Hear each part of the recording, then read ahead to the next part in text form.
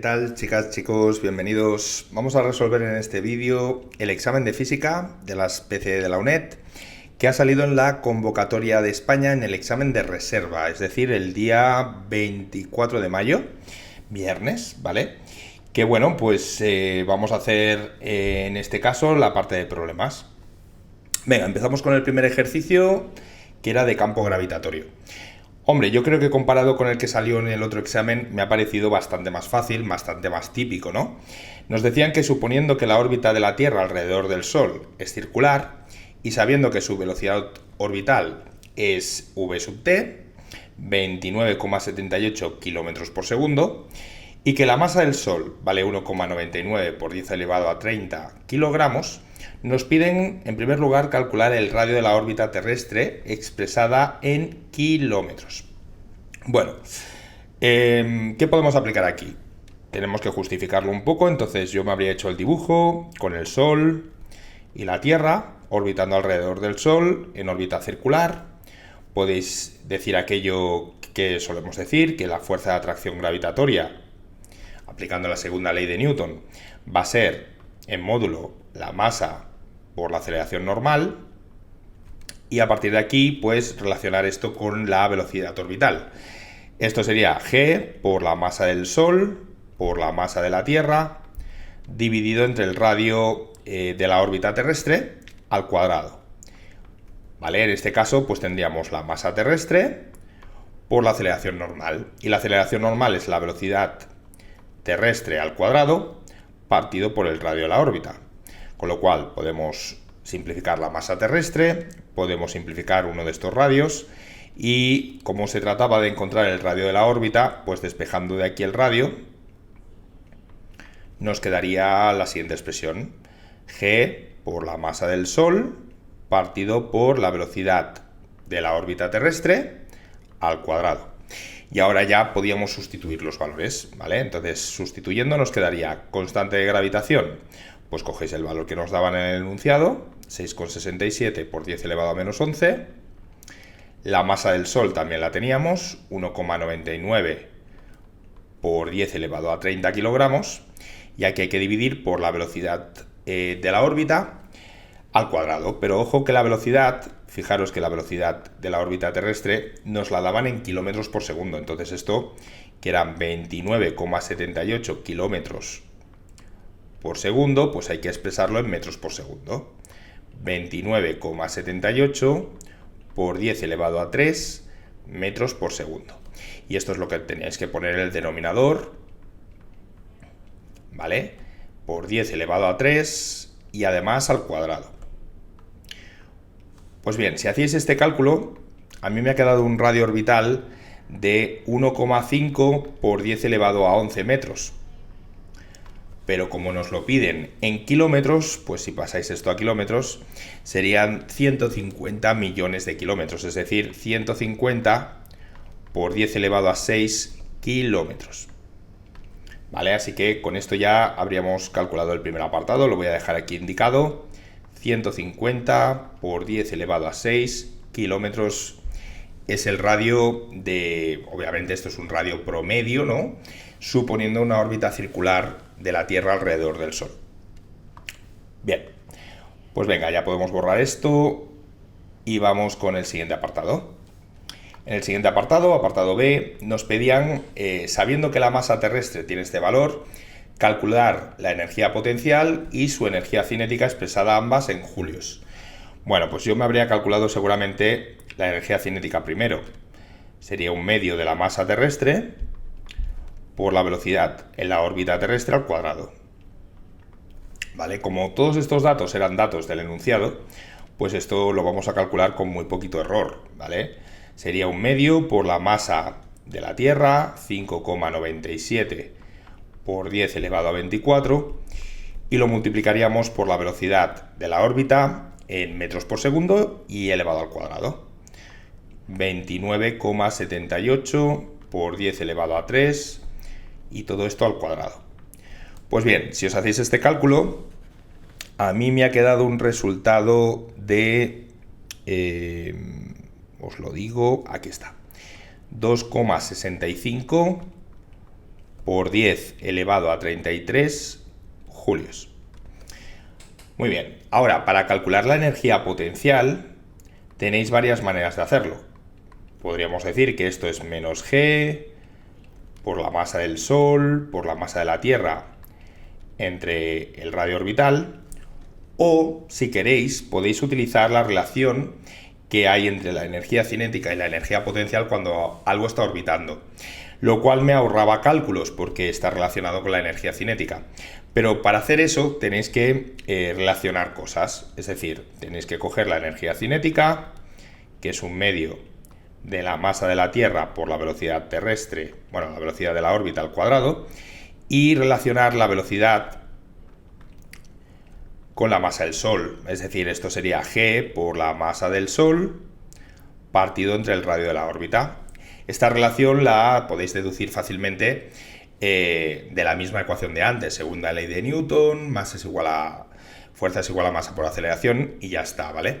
Entonces, si nosotros sustituimos esta velocidad en la ecuación de la energía cinética, nos queda que la energía cinética es un medio de la constante de gravitación por la masa del Sol por la masa de la Tierra partido entre el radio de la órbita. Como veis, está muy relacionado con la energía potencial. Es decir, la energía potencial sería el valor de la energía cinética multiplicado por 2 y cambiado de signo. Es decir, sería menos 2 veces la energía cinética. Y si esto lo deducíais, pues fijaros que automáticamente ya podíamos calcular el valor de la energía potencial a partir del resultado anterior, ¿no? Era menos 2 por 2,65 por 10 elevado a 33. Esto pues me permite ir más rápido con los cálculos, ¿vale? Bueno, pues si hacéis este cálculo os tiene que dar negativo, ¿no? Menos 5,3 por 10 elevado a 33 julios. Y con esto ya tendríamos el apartado B resuelto. Muy bien, pues venga, vamos a borrar esto y vamos con el último apartado. Aquí me dicen que llamamos la velocidad v sub p la velocidad que debería tener la Tierra para que desde su órbita escapar de la atracción gravitatoria del Sol. Y me piden calcularme el valor del cociente de v sub t entre v sub p. Claro, v sub t acabamos de ver que la podemos expresar como la raíz cuadrada de la constante de gravitación por la masa del Sol partido entre el radio de la órbita. La v sub p no deja de ser ni nada más ni nada menos que ¿qué? Pues esto es la velocidad de escape. Y para calcular la velocidad de escape conviene trabajar con energías, ¿vale? Vamos a deducir la expresión. Tendríamos un medio de la masa de la Tierra por la velocidad de escape al cuadrado. Esto sería la energía cinética. Más la energía potencial que tienes en la órbita, que sería menos G por la masa del Sol por la masa de la Tierra dividido entre el radio de la órbita, tiene que ser igual a... todo esto sería la energía potencial, ¿vale? Tiene que ser igual a 0, ¿no? Que es la condición para que escape. Por lo tanto, de aquí ya sabéis que podemos despejar la velocidad y os tiene que quedar pues la siguiente expresión. Ya vemos que no va a depender de la masa terrestre y va a ser una velocidad igual a la raíz cuadrada de 2 veces G por la masa del Sol partido entre R. Entonces, como ya tenemos la relación entre Vt y V sub p, pues para ver el cociente solo tenéis que dividir V sub t entre V sub p. Os quedaría arriba una raíz cuadrada de G por la masa del Sol entre el radio de la órbita y abajo la raíz cuadrada de 2 veces G por la masa del Sol entre el radio de la órbita. Casi todo se nos iba y nos quedaba 1 partido por la raíz de 2, o si preferís, raíz de 2 partido por 2, que es lo mismo. Con lo cual la respuesta es que este cociente daba raíz de 2 partido 2. Y con esto ya habríamos resuelto el primer problema. Muy bien, pues venga, vamos a pasar al segundo ejercicio. El segundo ejercicio era de inducción magnética. Nos decían que teníamos un campo magnético constante y uniforme de valor B igual a 50K-T, donde K es el vector unitario en el sentido positivo del eje de las tetas. En dicha región hay un hilo conductor que forma una espira circular contenida en el plano XY es decir, en el plano perpendicular al campo magnético, y el hilo conductor es de un material flexible, por lo que puede estirarse o contraerse. Es decir, podemos variar, digamos, la longitud de ese hilo y con ello, pues, la superficie de la espira. Bien, pues dice que consideremos que hacemos variar el radio de la espira con el tiempo, de modo que el área encerrado por la espira cambia con el tiempo según la siguiente ecuación. Y aquí nos daban los valores S sub 0, A y el tiempo expresado en segundos. Bien, calcule la fuerza electromotriz inducida en la espira en función del tiempo. Perdón. Pues bien, para hacer este cálculo, vamos a hacerlo paso a paso. Primero este apartado. Vamos a tener que aplicar primero el cálculo del flujo. Entonces vamos a hacer un dibujito para que esto se entienda bien. Tendríamos el campo magnético está orientado hacia afuera del papel, considerando estos ejes, ¿vale? Vamos a poner los ejes X e Y, y saliendo hacia afuera del papel estaría el eje de las zetas positivo, ¿no? Pues bien, el campo, como digo, iba para afuera, y el vector superficie lo voy a poner también para afuera, paralelo al campo. Con lo cual, entre B y el vector superficie se formaba un ángulo, en este caso, de 0 grados. Pues bien, como el flujo magnético es el producto escalar de B por S, quedaría módulo de B por módulo del S por el coseno del ángulo que forman, es decir, 0 grados.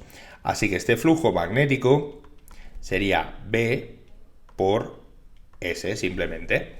Por B podéis poner el valor del módulo, que era 50, y donde veáis la S, pues podríais poner este resultado.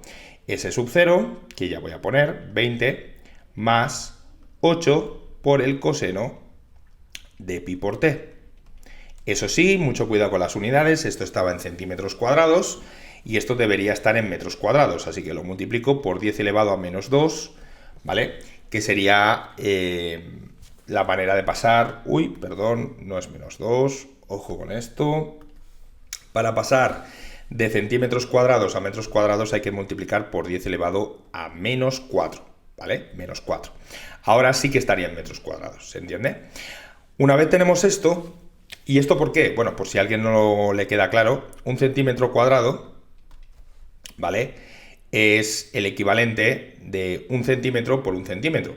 Como un centímetro es 10 elevado a menos 2, pues 10 a la menos 2 por 10 a la menos 2 queda 10 a la menos 4 metros cuadrados. Esto es lo mismo que 10 elevado a menos 4 metros cuadrados, ¿vale?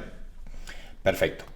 Pues bien, una vez explicado esto, este resultado, ¿en qué unidades estaría? Pues podéis considerar Tesla por metro cuadrado, que es lo mismo que Webers, ¿vale? Ya tendríamos la expresión.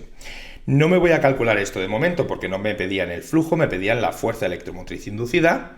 Así que para calcular la fuerza electromotriz inducida utilizamos la ley de Faraday, que es menos la derivada del flujo respecto del tiempo. Y al hacer esta derivada, fijaros que me va a quedar, por un lado, 50 por 20 por 10 a la menos 4, que derivado al ser una constante vale 0, y por otro lado tendríais 50 por 8, que sería 400 por 10 elevado a menos 4, y la derivada del coseno, que es menos el seno. Con este menos se convierte en más.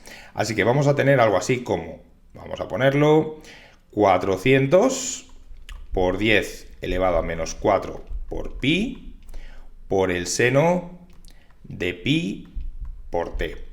Y esto estaría expresado en voltios. También lo podríais dejar, pues si queríais multiplicar este 4 a la menos 2 por 10 a la 2, pues algo así. 4 por 10 elevado a menos 2 pi por el seno de pi por t. Pues bien, esta es la expresión que me pedían en el primer apartado, la voy a dejar por aquí por si la necesitamos. Fuerza electromotriz inducida en función del tiempo. Aunque bueno, yo creo que realmente para lo que nos pedían en el resto de apartados no hacía falta. Pero bueno, como veis, es una fuerza electromotriz que iba variando de forma alterna, no por culpa de B, sino porque la superficie iba variando de forma alterna, ¿vale? Aquí ahora vamos a representar esta superficie para entenderlo un poquito mejor. Bueno, pues con este resultado ya hemos hecho el primer apartado. Bien, para el segundo apartado nos decían que expliquemos y justifiquemos en qué sentido circula la corriente inducida en la espira en los dos intervalos de tiempo siguiente. entre 0 y 1 segundo y entre 1 segundo y 2 segundos. Bueno, para eso yo creo que lo mejor que podíamos hacer era, por un lado, representar cómo quedaría esta superficie variando en función del tiempo. Así lo vamos a entender un poquito mejor. Bueno, pues imaginaros que nosotros representamos en una gráfica, en el eje de las X ponemos el tiempo en segundos y en el eje de las Y, representamos la superficie. Podéis coger unidades centímetro cuadrado, ¿vale? Para no complicarnos la vida. Veríamos que esto está oscilando alrededor del valor 20, alcanzando un máximo que sería 20 más 8, 28, y un mínimo que sería 20 menos 8, que sería 12. Y esto empieza a oscilar haciendo algo así, ¿vale? Esto bajaría, alcanzaría un mínimo, volvería a subir y alcanzaría un máximo. Y aquí habrá transcurrido un tiempo de exactamente un periodo, ¿vale? Un periodo completo que, como veis, oscilaba alrededor de este valor. ¿Y por qué sé yo que estos son 2 segundos y que esto es 1 segundo? Bueno, pues esto lo vemos por la ecuación que va con el coseno. Si lo que tenéis aquí dentro, os fijáis que la omega es igual a pi radianes por segundo, y la omega es 2pi partido por el periodo, igual que si fuera una onda o un movimiento armónico, podéis deducir que el periodo eran 2 segundos. Entonces se estaba cumpliendo una oscilación completa en 2 segundos, y esto pues sabemos que un coseno en el 0 vale 1, con lo cual esto oscilaba, para que quede claro, este sería el valor S0 más A, y este era el valor S0 menos A, y este era el valor S0. ¿Vale? Esta sería la oscilación. ¿Por qué me interesa entender cómo va variando la superficie con el tiempo? Pues porque vemos que entre 0 y 1 segundo la superficie está disminuyendo, S disminuye. ¿Vale? Pasamos de tener un valor de 28 a tener un valor de 12 centímetros cuadrados. Digamos que esa espira elástica se nos hacía más pequeña. Como la espira se hace más pequeña, el flujo magnético a través de la espira también va a disminuir, también disminuye. ¿Queda claro? Dicho de otra manera, la derivada del flujo respecto del tiempo, en este caso nos quedaría negativa, que es lo mismo que decir que algo está decreciendo con el tiempo. Con lo cual, ¿qué quiere decir eso para la ley de Faraday-Lenz? Pues quiere decir que si esta era mi espira y el campo, hemos dicho que iba para afuera, este sería el campo B, pues al disminuir el flujo vamos a tener que crear un campo para que aumente el flujo. Es decir, deberíamos sumar a este campo un campo inducido en el mismo sentido que el campo inductor, de manera que cerrando el pulgar, cerrando la mano derecha, poniendo el pulgar hacia afuera del papel, pues os quedaría una corriente inducida que iría en este sentido, que es antihorario. ¿Vale? Y este es el dibujito que os pedían hacer en este caso, ¿vale? Teníamos que representarlo y explicar que estabais aplicando aquí la ley de Faraday-Lenz. Entonces explicabais un poco la ley, explicabais que esta era la fluctuación de la superficie y que entre 0 y 1 segundo, al hacerse la superficie más pequeña, el flujo disminuye y queremos que el campo inducido se sume con el campo que había, creando esta corriente en el sentido antihorario, ¿vale? ¿Qué pasaría? Ahora voy a borrar esto. Pues bien, ¿qué pasaría ahora si estuviésemos en el instante, en el intervalo, entre 1 segundo y 2 segundos? Pues que estamos de aquí a aquí. ¿Qué vemos? Pues que la superficie, S, aumenta. Si S aumenta, también aumenta el flujo. El flujo magnético aumenta. Si aumenta el flujo en el sentido hacia afuera del papel, nosotros querríamos crear un campo inducido que se oponga al campo que había. Es decir, un campo inducido que en este caso iría en sentido opuesto al campo que iba para afuera, es decir, para adentro. Con lo cual aquí la corriente inducida, aplicando la regla de la mano derecha, giraría en el sentido horario. Esta sería mi corriente inducida en la espira, ¿vale? Sentido, como digo, horario. Y de nuevo, pues básicamente os basáis en la ley de Faraday-Lenz para explicar esto, que es lo que pedían en este apartado. O sea, no pedían hacer ningún cálculo, pedían hacer un poco un estudio cualitativo de para dónde giraba la corriente y por qué, ¿vale? Y hacer estos diagramas mostrando los ejes de la espira y el sentido de corriente inducida en ambos casos. Con lo cual, con esto ya hemos acabado el apartado B, que yo creo que era el difícil.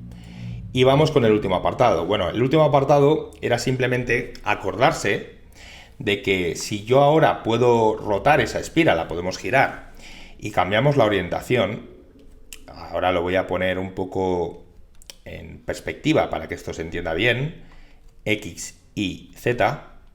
Claro, yo sé que el campo magnético va dirigido hacia Z positivo, y hasta ahora teníamos el plano de la espira sobre el plano XY. Pero aquí dice que se cambia la orientación de la espira de manera que el valor del vector normal a su superficie está en la dirección X del eje de las X. Con lo cual, pues por ejemplo, imaginaros que esta es la espira, lo hemos girado de manera que ahora el vector superficie mira hacia allá, ¿no? Esta sería la superficie de la espira, que también va a ir fluctuando con el tiempo, pero tenemos un problema. Bueno, no tenemos un problema, simplemente que el flujo magnético nos va a dar 0 siempre, porque sería B producto escalar por S. Pero ahora fijaros que el ángulo que se forma entre B y S es de 90 grados, con lo cual al hacer B por S por el coseno de 90, vosotros ya sabéis que el coseno de 90 vale 0. Entonces ya puede variar con el tiempo la superficie, que el flujo siempre va a ser constante, siempre va a valer 0 para todo tiempo, ¿vale? Es decir, valga lo que valga el tiempo, valga lo que valga la superficie, por mucho que sea grande o se me haga más pequeña, no va a haber variación de flujo. Si no hay variación de flujo, tampoco hay fuerza electromotriz inducida y tampoco hay corriente inducida. Con lo cual esto es lo que teníais que explicar en este caso, ¿vale? ¿Cuál es ahora la amplitud de la fuerza electromotriz inducida en la espira? Ninguna, ¿vale? Porque no hay fuerza electromotriz inducida en la espira en este caso.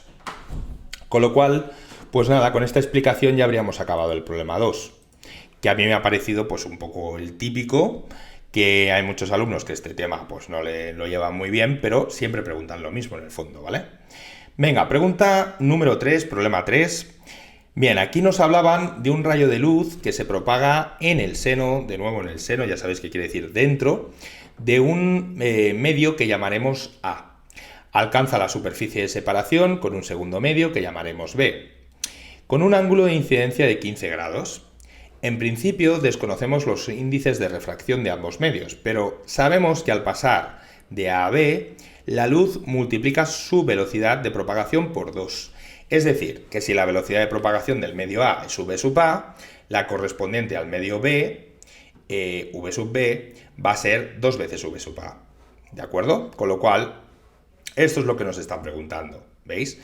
Tenemos el medio A, el medio B, tenemos un rayo que pasa del medio A al medio B y sabemos que cuando ese rayo pasa de un medio al otro, la velocidad en el medio B es 2 veces la velocidad en el medio A. ¿Qué podemos utilizar aquí para responder a la primera pregunta, que era explicar brevemente cuál de los dos medios tiene mayor índice de refracción? Bueno, pues primero tener claro qué es el índice de refracción, que es C partido V. Ya sabéis que igualando C podemos llegar a esta ecuación. V sub A por N sub A va a ser N sub B por V sub B. Así que si, por ejemplo, queremos despejar N sub A, sería NB por VB partido por VA. Pero como el enunciado dice que VB es 2 veces VA, sustituyendo me quedaría que esto es 2 veces NB. Así que está claro que el medio A tenía un índice mayor que el medio B. Es decir, cuanto mayor es el índice, menor es la velocidad. Cosa que ya sabéis, ¿vale? ¿Y esto para qué sirve? Bueno, pues básicamente hemos encontrado una relación entre los dos índices, ¿vale? Que es importante y que me la voy a guardar por aquí. NA es 2 veces NB. Con esto, pues yo creo que ya podíamos ir haciendo el ejercicio. Y habríamos respondido al primer apartado. Ahora me dicen, apartado B, calcule el ángulo de refracción del rayo cuando penetra en el medio B. Bueno, pues aquí os teníais que hacer este dibujito. Esta es la superficie de separación de los dos medios y tenemos un rayo que incide desde el medio A y pasa al medio B abriéndose. ¿Cómo sé que se abre? Porque pasamos un medio que tiene un índice menor, ¿vale? Este sería mi ángulo de incidencia y este sería mi ángulo refractado. Esta es la dirección del rayo, ¿vale? Incide por aquí y sale por aquí refractado. Pues bien, lo que tenemos que hacer ahora es aplicar la ley de Snell, ¿no? Así que, para pasar del medio A al medio B, tendríamos que NA por el seno del ángulo incidente va a ser NB por el seno del ángulo refractado. Yo quería calcularme el seno del ángulo refractado, pues sería NA entre NB por el seno del ángulo incidente. El ángulo incidente, recordad que nos lo daban, eran 15 grados, y NA entre NB no sabemos los valores, pero sabemos la relación. NA partido por NB va a ser 2, con lo cual esto era 2 veces el seno de 15 grados. Esto lo metíais en la calculadora y a partir de aquí os podíais calcular el ángulo refractado. Pues bien, a mí este ángulo me ha dado 31,17 grados. Así que con este ya teníamos el apartado B. R valía 31,17 grados. Muy bien, pues ya hemos hecho el dibujito y ya hemos explicado esto. Ahora, me dicen, apartado C, explique desde qué medio debe incidir la luz sobre la superficie para que pueda darse el fenómeno de la reflexión interna total y calcule el ángulo crítico o ángulo límite correspondiente. Bueno, esto también lo tenemos bastante claro, ¿no? Cuando tenemos un rayo incidente desde un medio con índice mayor a índice menor, que era el caso, ¿no? Si pasamos de NA a NB, siendo NA mayor que NB, pues lo que puede llegar a pasar es que salga un rayo refractado formando aquí un ángulo de 90 grados. ¿Vale? Este sería mi R de 90. Pues bien, cuando esto sucede, este ángulo incidente es el que llamamos ángulo crítico o ángulo límite. Entonces, para calcularlo simplemente es volver a calcular la ley de Snell y diríamos, bueno, pues NA por el seno del ángulo límite es NB por el seno de 90 grados, que ya sabéis que vale 1. Todo esto vale 1. Así que, ¿qué valía el seno de I límite? NB partido por NA. Como NB partido por NA os va a dar un medio, pues haciendo el arco seno de un medio, obtendríais un ángulo límite de 30 grados. Y esa era la respuesta. El ángulo límite es de 30 grados. Y para que se dé ese fenómeno, deberíamos pasar del medio A al medio B, de un índice mayor a un índice menor. Y con esto, chicos, ya estaría resuelto este problema. A mí me ha parecido el más fácil, con diferencia del examen, ¿no? Y otro que también era bastante asequible, que podíais haber escogido, era el problema 4. El problema 4 es el típico problema de un efecto fotoeléctrico, ¿vale? En el que nos decían que cuando iluminamos un determinado metal con luz de frecuencia, fijaros que este es un símbolo típico de frecuencia, que yo prefiero usar una F para no liaros, pero bueno, vamos a usarlo. Podéis usar el que queráis. Yo suelo trabajar con la F de frecuencia y ya está. Se emiten fotoelectrones cuyo potencial de frenado es 0,3 voltios. Esto lo he tenido que corregir porque creo que en el enunciado original ponía fotones. Claro, esto no tiene ningún sentido. No se emiten fotones, se emiten fotoelectrones, pero vamos, entiendo que eso o bien os han dicho en el examen que lo corrigieseis, o bien es un error que tampoco tenía mayor importancia, ¿vale? Pero serían fotoelectrones, ¿vale? Cuyo potencial de frenado, es decir, el potencial de frenado, son 0,3 voltios. A partir de aquí, y con los datos que veis aquí, nos pedían calcular el trabajo de extracción del metal en julios. Bueno, pues ¿qué tenéis que utilizar en el primer apartado? Tenéis que utilizar el balance energético del efecto fotoeléctrico, que la energía de los fotones incidentes va a ser igual al trabajo de extracción más la energía cinética máxima de los fotoelectrones que arranquemos, ¿no? Ya sabemos que, como yo lo que quiero es el trabajo de extracción, pues podíais simplemente hacer la energía de los fotones menos la energía cinética máxima. Y ahora ya podemos poner qué es cada cosa, ¿vale? La energía de los fotones se puede calcular como h por la frecuencia de la luz incidente, y la energía cinética máxima, ya sabéis que es la carga de un electrón por el potencial de frenado, así que sería la carga del electrón, en valor absoluto siempre, ¿vale?, por el potencial de frenado. Así que sustituyendo, pues tendríais 6,63 por 10 elevado a menos 34, que es la constante de Planck. La frecuencia pondríamos 6 por 10 elevado a 14, menos la carga de un electrón, que es 1,6 por 10 elevado a menos 19, y por el potencial de frenado, que eran 0,3 voltios. Pues bien, si hacíais este cálculo, a mí me ha quedado 3,498 por 10 elevado a menos 19 julios. Como lo pedían en julios, pues lo apuntamos por aquí. Este sería el trabajo de extracción, que podíais redondear a 3,5, ¿vale? Pero bueno, lo voy a dejar así con 3 decimales para que sea un poquito más exacto y ya está. Muy bien, pues esto ya era el primer apartado. Ahora, apartado B. Nos pedían, calcule cuál es la frecuencia mínima de la luz con que debemos iluminar el metal para que se emitan fotoelectrones. Bueno, pues eso es justamente la definición de la frecuencia umbral. Así que aquí nos pedían la frecuencia umbral. ¿Cómo sabemos que esto está relacionado? Es una propiedad del metal y el trabajo de extracción es H por F0, pues F0 teníais que coger el trabajo de extracción y dividirlo por la constante de Planck, que era un cálculo directo, así que sustituyendo valores, cogeríamos el trabajo de extracción calculado en el primer apartado, 3,498 por 10 elevado a menos 19 julios, y lo dividiríamos entre H, que eran 6,63 por 10 elevado a menos 34 julios por segundo. Como veis, las unidades nos van a quedar segundos a la menos 1 o hercios. Pues bien, a mí me ha quedado 5,276 por 10 elevado a 14 hercios, que siempre va bien verificar que esto tiene sentido. Fijaros que en el primer apartado la frecuencia era de 6 por 10 a la 14 y teníamos fotoelectrones. Este valor es mayor que la frecuencia umbral, ¿lo veis? Con lo cual efectivamente lo estamos haciendo bien, o al menos tiene cierto sentido, ¿no? Que cuando la frecuencia es mayor que la frecuencia umbral, pues hay efecto fotoeléctrico. Muy bien, pues ya hemos calculado el valor de F sub 0 y vamos con el último apartado, apartado C.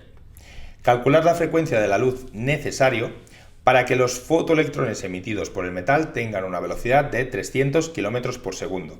Bien, esa velocidad, que sería la velocidad máxima que pueden alcanzar los fotoelectrones, me conviene escribirla no en kilómetros por segundo, que no sería sistema internacional, sino en metros por segundo. Entonces esto había que pasarlo como 3 por 10 elevado a 5 metros partido segundo. Una vez hecho esto, pues de nuevo es volver a trabajar con el balance energético del efecto fotoeléctrico. La energía de los fotones sería el trabajo de extracción, este trabajo no ha variado, más la energía cinética máxima de los fotoelectrones. Con lo cual, como me piden la frecuencia de la luz incidente, ¿vale? Pues esto sería H por F. Podéis despejar de aquí la frecuencia de la luz incidente. Sería el trabajo de extracción más la energía cinética máxima, que para esta velocidad, fijaros que no voy a considerar efectos relativistas, porque estas velocidades son mucho más pequeñas que la velocidad de la luz en el vacío, y sería, por lo tanto, un medio de la masa del electrón por la velocidad máxima de esos fotoelectrones al cuadrado, partido por la constante de Planck. Pues bien, una vez escrita la ecuación, la relación que vamos a utilizar, pues sustituyendo valores, teníamos todos los valores, fijaros, trabajo de extracción, pues lo pondríamos en julios, más un medio, la masa del electrón era un dato, aquí lo veis, 9,1, por 10 elevado a menos 31 kilogramos, todo en el sistema internacional. La velocidad era el dato que nos daban, pues 3 por 10 elevado a 5. No os olvidéis el cuadrado.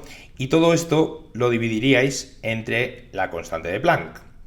6,63 por 10 elevado a menos 34.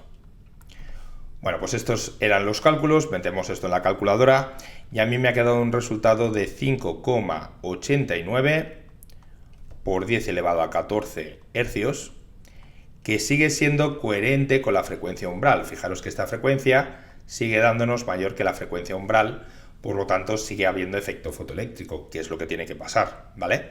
Muy bien, pues esto era todo. Espero que se haya entendido, chicos, y muchas gracias.